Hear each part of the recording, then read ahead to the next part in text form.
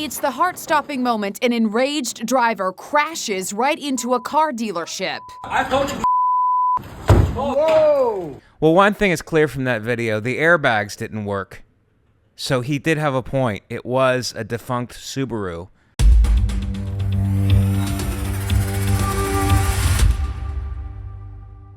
From watching that video, I would say this guy drinks Kool-Aid.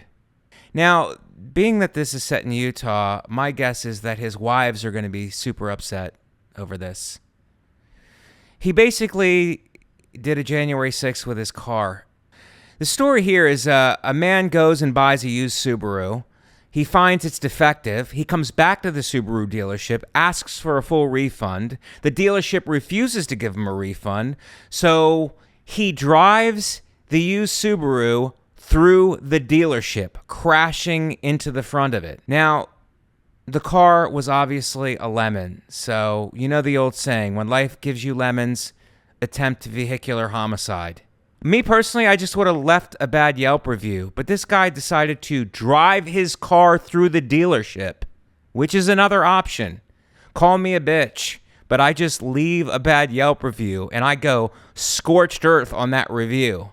But this guy decided to give another option, and that is to drive his car through the dealership, attempting to kill anybody in his path.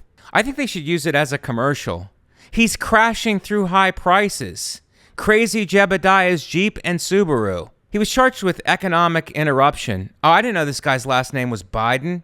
Okay, so we see the car outside. We see the car outside parked and we go, it's just another day at the dealership. No big deal. Hey, what's that car doing outside? Isn't that a little close? It's coming towards, oh my God! It's in the lobby. It's in the lobby. This guy drove his car through the lobby. And then he got out like a pro wrestler. What's up? What's up, dog? Told you I would do it.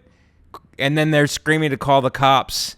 He takes his jacket off because it is a little warm in the dealership after you drive through. Maybe he thought it was a car wash. I would plead not guilty by reason of car wash. It's $10,000 worth of damage to the dealership. So I wonder if he gets to keep the car. This poor fat guy, we were thinking about getting him a bigger, cheaper car because he's fat and poor. It's like, come on, lighten up, dude. I like these guys always try to sound like the good guys. It's like, were you really sympathetic to his needs? Otherwise, I doubt he would have driven through the dealership. Should he have driven through the dealership? No. Okay, he is bad problem solving. He is bad problem solving. He probably didn't do good on the LSAT, the law school exam, but he has challenges with problem solving. But I would say you probably did something to frustrate the guy, and you weren't that cooperative on your end after you had his money. So as a result, he drove through the dealership, and now you're trying to act like we were being as cooperative as possible. If you were being this cooperative during the initial interaction, I doubt very highly this monster of a guy would have driven through your dealership. Limited budget. He said limited budget. He said limited budget. I guess this is, let me take a test drive through your dealership. What's up? What conclusions have we come to? Well, authority, you're finished, okay? Healthcare CEOs, car dealerships, you're done, all right? If you screw us, we will take low-budget methods in order to put ourselves in position in order to get revenge. We will take a Greyhound bus, stay in a hostel, and use cash in order to get revenge, assassination-wise. Or we will take a Subaru, a used one, and we will drive it through a dealership. We'll do whatever we have to do. Authority, you're finished in 2025. It's a new world order. I agree. He should have driven his car through it. There was no other option but to drive your car through a Subaru dealership. I love these guys at the dealership. We want to put you in a nice car. Yeah, after you have his money, I'm sure you don't care about anything that happens to him. So you didn't want to give him his money back. He drove his car through your dealership. That's what happens. That's what happens. I'm on his side now. He blacked out.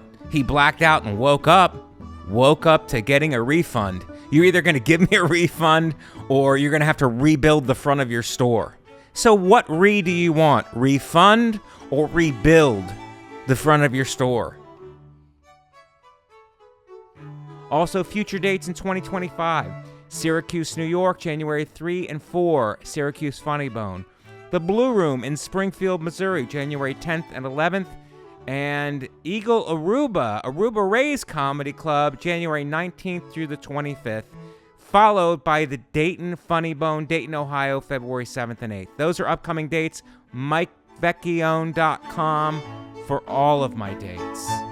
Thank you for watching. How about on the bus on the way here, there was no, they don't call the stops, and there's no monitor to tell you where it stops, so it's just like you're just guessing. I got off on the wrong. I went 2 stops farther and then walked in the rain. It was like the movie Seven, trying to walk here.